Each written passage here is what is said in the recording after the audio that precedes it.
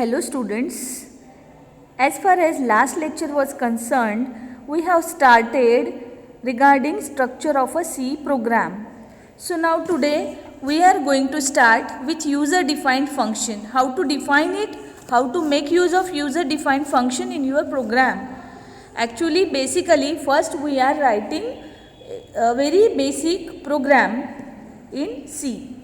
So let us start with example 3, program to subtract two numbers from your textbook figure number 10.5, code listing example 10.3.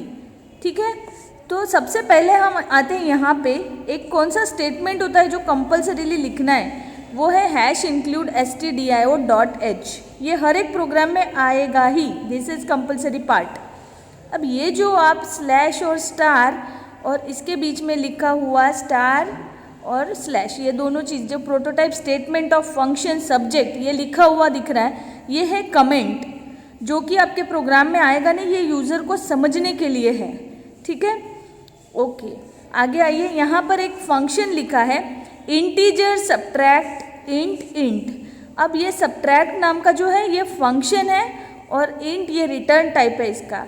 Integer ये variables है. ठीक है, मैं आपको वो बताऊंगी वेरिएबल्स कांस्टेंट क्या चीज़ें हैं सी में, वो सभी एक अलग से लेक्चर अपना होगा उसमें. ठीक है, तो सबसे पहले आप इतना ध्यान में रखो कि ये कंपलसरी पार्ट में #include लिखना है. उसके बाद में एक मेथड होता है सब्ट्रैक्ट, या जिसे हम फंक्शन भी बोलते हैं, वो एक सबसे ऊपर मेन के भी ऊपर हमें लिखना है. ये चीज़ होती है, मेन के ऊपर लिख देने से उसका ग्लोबल स्कोप हो गया. वो आप कहीं पे भी यूज़ कर सकते हो प्रोग्राम में, ग्लोबली कॉल कर सकते हो. अब मेन के अगर अंदर होता है तो वो सिर्फ उसी में आप यूज़ कर सकते हो. ठीक है, दूसरी चीज़ ये इंटीजर मेन और एम्प्टी ब्रैकेट का पेयर, ये जो पेयर है ना, दो राउंड ब्रैकेट पेयर, वो कंपलसरी पार्ट है. उसके बाद एक ब्रेसेस ओपन होगा, ब्रैकेट ओपन जैसे हो रहा है वहाँ पे आपको इंटीजर फर्स्ट सेकेंड डिफरेंस, ये तीन अलग अलग वेरिएबल्स डिफाइन किए हैं. INT इंट ये तो कीवर्ड है. ठीक है, INT int is a keyword, right. अब यहाँ पर फर्स्ट सेकेंड और जो डिफरेंस लिखा है ये तीन वेरिएबल्स है जो हम यूज़ कर रहे हैं अपने प्रोग्राम में. एक नंबर लेने के लिए फर्स्ट, दूसरा नंबर लेने के लिए सेकेंड, और जो दोनों का डिफरेंस होगा या तो सेकंड में से फर्स्ट माइनस करना है या तो फर्स्ट में से सेकंड माइनस करना है, और जो डिफरेंस आएगा, जो आंसर आएगा, वो डिफरेंस नाम के वेरिएबल में सेव होगा. ये है हमारा मेथड, सिंपल सा. और प्रिंट करवा रहे हैं वैल्यू, तो प्रिंट एफ का एक सिंटैक्स होता है बच्चों. प्रिंट एफ इन ब्रैकेट, करली ब्रैकेट के अंदर डबल कोट्स में /n enter the value of first. अगर आप /n नहीं लिखते तो पुरानी वाली जो लाइन थी वहीं पे इसका आएगा, पुराने प्रीवियस आउटपुट के साथ में ये तुरंत आ जाएगा प्रिंट. ठीक है, अगर /n लेते हैं तो नेक्स्ट लाइन पर जो भी हमने प्रिंट करवाना चाहते हैं वो आएगा. Enter the value of first, ये नेक्स्ट लाइन पे आएगा.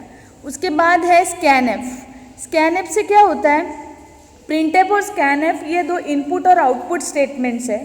सी लैंग्वेज में कंप्यूटर को समझ में आए ऐसा हम प्रोग्राम, ये छोटा सा प्रोग्राम है जो टेस्टिंग के लिए करते हैं. काफ़ी सारे बड़े बड़े प्रोग्राम होते हैं, बड़े बड़े प्रोजेक्ट्स होते हैं, और उसके लिए कोडिंग, आजकल आपको पता है ना कोडिंग कितना इंपॉर्टेंट है. You might have registered for white hat juniors also, उसमें भी कोडिंग सिखाते हैं, है ना.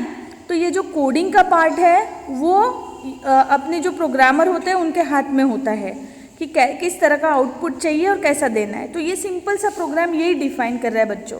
अब यहाँ पे क्या होता है, प्रिंट एफ में फिर से प्रिंट करवा रहे हैं. जितने भी प्रिंट एफ स्टेटमेंट्स यूज़ किए उसमें सिर्फ ये प्रिंट देगा, फिर यूज़र से इनपुट लेना है हमें, तो ये स्कैन करनी पड़ती है वैल्यू. ठीक है, स्कैन ये भी स्टैंडर्ड फंक्शन है, वो सी के लाइब्रेरी में ऑलरेडी डिफाइंड है. ठीक है, तो ये लाइब्रेरी कौन सी होती है, तो इनपुट आउटपुट होती है.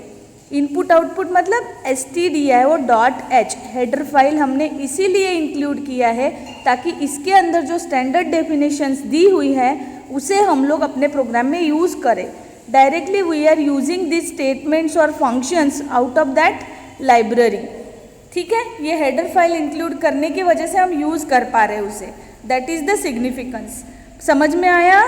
Okay, in case you don't understand ask questions, okay, in the group. Fine. Now scanf function क्या करता है? परसेंट डी, इसका भी एक स्टैंडर्ड इंडिकेशन होता है। परसेंट डी ये इंटीजर के लिए होता है। अलग अलग टाइप के वेरिएबल, जैसे अगर आपको किसी का नाम इनपुट लेना है तो वो कैरेक्टर होगा या स्ट्रिंग होगा, तो उसके लिए अलग से रीड करने के लिए वैल्यू होगी, ताकि सिस्टम को पता चले ये कोई नंबर है और इंटीजर टाइप का है, कौन से टाइप का वेरिएबल है। ठीक है, तो यहाँ पे इंटीजर टाइप का है, दैट मीन्स नंबर है। और यहाँ पे आगे कॉमा करके @first, दैट मीन्स जो भी स्कैनएफ स्टेटमेंट होगा आपका किस तरह से होगा? स्कैनएफ, ये इसमें स्पेस बिल्कुल भी नहीं, कंपल्सरीली कंटिन्यू, फिर डबल कोट्स, फिर जो भी स्टेटमेंट्स लिखना है यहाँ पे लिखो। दैट मीन्स %d है, %c है, या क्या चीज़ें हैं वो, कौन से टाइप का वेरिएबल है उसके बारे में लिखो। डबल कोट्स कंप्लीट करो, कॉमा करो, अगर इनकेस कॉमा भी मिसिंग होता है तो भी एरर आएगा। फिर @, मतलब मेमोरी लोकेशन में इस टाइप के वेरिएबल को कितने बाइट्स अलोकेट होने हैं। अगर %d है तो उसको 2 बाइट्स अलॉट होंगे, इस तरह से। अगर कैरेक्टर है तो उसे 1 बाइट, इस तरह से। ठीक है, इस तरह से एलोकेशन होगा। @first, दैट मीन्स फर्स्ट नाम का वो जो लोकेशन होता है मेमोरी का, वहाँ पर क्रिएट हो रहा है ये वाले वेरिएबल के लिए जगह वो दे रहा है, मेमोरी लोकेशन अलोकेट कर रहा है मेमोरी उतनी। ठीक है, और लास्ट में सेमी कॉमा देना नहीं भूलना है बच्चों, सेमी कॉमा इम्पॉर्टेंट है। ठीक है, at the end of your program please give semi comma. Program मतलब ये जो फंक्शन है स्कैनएफ या प्रिंटएफ स्टेटमेंट, लास्ट में आप देख पा रहे हो यहाँ पर सेमी कॉलन कंपल्सरी है, इस तरह से सेमी कॉमा देना है। डॉट एंड नीचे वो कॉमा नहीं और सेमी कॉमा। ओके, कॉमा और सेमी कॉमा में डिफरेंस होता है, सेमी कोलन यूज़ करना है हमें। उसके बाद में जो डिफरेंस है, देखो दोनों वैल्यूज़ रीड करवा ली और उनको मेमोरी लोकेशन अलोकेट करवा ली और आउटपुट देकर, ठीक है, यूज़र से वैल्यूज़ ले ली। जो भी वैल्यूज़ प्रोग्राम रन होगा यूज़र डालेगा कि नहीं मुझे 10 में से 5 माइनस करने हैं, तो पहला नंबर होगा उसका 10 जो कि स्कैनएफ से रीड करके फर्स्ट में जाएगा, और दूसरा नंबर होगा enter the value of the second, तो दूसरा होगा जो भी आप 5 या 10 जो भी एंटर करना चाहते हो, दूसरी वैल्यू, फर्स्ट वैल्यू सपोज 10 और दूसरी value second 5। So difference will be subtract. अब ये जो है सीधा फंक्शन कॉल हो रहा है जो मेन के ऊपर हमने डिफाइन कर रखा था, वहाँ से फर्स्ट कॉमा सेकेंड हमने उसमें आर्ग्यूमेंट्स पास किए थे इंट। आप देख पा रहे हो यहाँ पे इंटीजर सब्ट्रैक्ट इंट। तो ये जो इंट है उसके बदले में फर्स्ट और सेकेंड, क्योंकि दोनों ही इंटीजर टाइप के वेरिएबल्स है फर्स्ट और सेकेंड, तो ये चीज़ें जा रही है डिफरेंस में। ठीक है, डिफरेंस फर्स्ट सेकेंड सब्ट्रैक्ट वो डिफरेंस में आ रहा है। डिफरेंस भी क्या है आपका, इंटीजर वेरिएबल है। ठीक है, understood. So print F /n the value of %d minus %d is %d/n/n first second comma difference, first comma second comma difference, just like that, और लास्ट में सेमी कॉमा। ठीक है, and return statements, return will always return the value, और यहाँ पर end of the programme. हाँ, curly bracket complete करना मत भूलना, ब्रैकेट का पेयर कंप्लीट होना ज़रूरी है, ओपनिंग एंड क्लोजिंग ब्रैकेट। अब यहाँ पर इंटीजर मेन के तुरंत बाद हमने एक कर्ली ब्रैकेट ओपन किया है, आप देख पा रहे हो। उसके बाद में यहाँ पर एंड में एक जैसे रिटर्न स्टेटमेंट हो जाए तुरंत एक कर्ली ब्रैकेट और दिया हुआ है।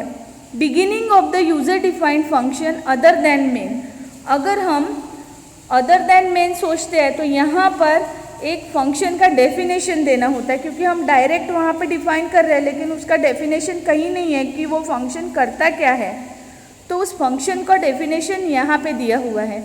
Integer subtract int first int second, इसके अंदर भी ओपनिंग ब्रैकेट और क्लोजिंग ब्रैकेट के अंदर आपको एक इंटीजर रिजल्ट नाम का वेरिएबल लेना है। रिजल्ट में फर्स्ट माइनस सेकेंड जा रहा है, क्योंकि यहाँ पर हम लोग डायरेक्ट वेरिएबल को यहीं पर ये अलॉट कर रहे हैं किस टाइप का वेरिएबल है, रिटर्न टाइप यहीं पे दी है इंटीजर। ठीक है, ये डिक्लेरेशन के साथ साथ आप इसके साथ भी लिख सकते हो, ये एक और तरीका है लिखने का। Okay, then int result, result is equal to first minus second, first number में से सेकेंड माइनस, आप सेकेंड में से भी फर्स्ट माइनस कर सकते हो, वो रिजल्ट में आएगा, वो प्रोग्रामर पे जाता है। तो प्रोग्रामर के हाथ में ये पावर है कि उसको कौन सा टाइप का रिजल्ट आउटपुट में देना है, और रिटर्न में रिजल्ट ये रिटर्न करेगा, इस सब्ट्रैक्ट में जो वैल्यू जाएगी वो रिजल्ट के अंदर जाएगी। ठीक है, okay, now end of the function subtract. ये रहा एक फंक्शन सिंपल सा, जो मेन के साथ हमने क्या किया, program to subtract two numbers, कोई भी दो नंबर्स को सब्ट्रैक्ट करने के लिए हमने ये प्रोग्राम बनाया है। ठीक है, समझ में आया इतना? ओके, अब आइए एक आपको एक बता दूँ, यूजर डिफाइंड होता क्या है function actually. C provides the facility of breaking single program into the set of small pieces। अब ये बड़ा सा प्रोग्राम जब हो जाता है तब स्मॉल स्मॉल पीसेस में ब्रेक करने की फैसिलिटी C हमें प्रोवाइड कर रहा है। ठीक है, ताकि कंफ्यूजन ना हो। These pieces are known as functions, और उन्हीं पीसेस को हम फंक्शंस बोलते हैं। ठीक है, अब यहाँ पर ये यूजर डिफाइंड इस तरह से दिया गया है। So students please remember this. और आगे का पेज जो है यहाँ पर आप वही फंक्शन का सेम डेफिनेशन इधर देख पा रहे हो, beginning of the user defined function, वो सेम जो वहाँ लिखा था वही सेम कोड यहाँ पर दिया हुआ है, कोड लिस्टिंग में एक्सप्लेन करके दिया है। Beginning of user defined function other than main.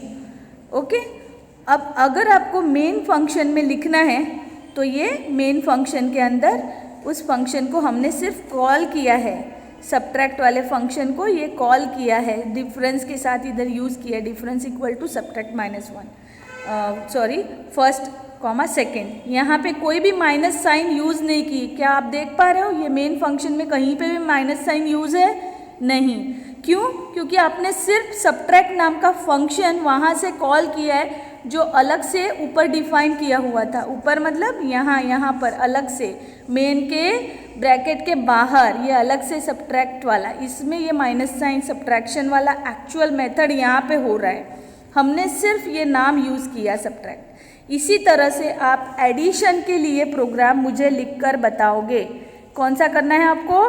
Addition, multiplication, subtraction का तो लिखना ही है, उसके साथ साथ एडिशन, मल्टीप्लिकेशन और डिवीजन के लिए बच्चों आप मुझे ये तीन के लिए प्रोग्राम यूज़र डिफाइंड वाला मेन के साथ लिखना। जैसे ये सब्ट्रैक्ट मेथड लिखा हुआ है वैसे आपको ये तीन अलग अलग लिखने हैं, एडिशन, मल्टीप्लिकेशन, डिवीजन। तो आपके टोटल 4 आएंगे, क्योंकि उसमें आप सब्ट्रैक्ट भी ऐड कर रहे हो, सब्ट्रैक्शन वाला प्रोग्राम भी लिखना है। तो ये सिंपल सा पहले कोड मुझे लिख के बताओ किस तरह से आप करोगे, और उस मेन में आपको कॉल करना है उसे। जैसे ये मेन में सब्ट्रैक्ट करके लिखा है difference equal to this much, तो आपको इधर वेरिएबल अलग से डिफाइन करने पड़ेंगे। डिफरेंस ये एक अलग वेरिएबल हुआ, तो यहाँ पे डिफरेंस नहीं होगा, एडिशन करके एक वेरिएबल दे देना और मल्टीप्लिकेशन करके दे देना। यहाँ पर वेरिएबल का लिस्ट बढ़ेगा। सब्ट्रैक्शन के लिए डिफरेंस था तो एडिशन के लिए अलग आएगा। वेरिएबल सिर्फ डिफाइन करने पड़ेंगे यहाँ पर और आपको इधर लिखने हैं। ठीक है, समझ में आई बात? तो यही है आपका आज का homework. So do that properly. इसके बाद में और भी कॉम्प्लिकेटेड आएंगे। अगर आप ये इजीली समझ रहे हो, अगर कोई प्रॉब्लम आती है तो पूछो ग्रुप में मैसेज करके। Okay, thank you.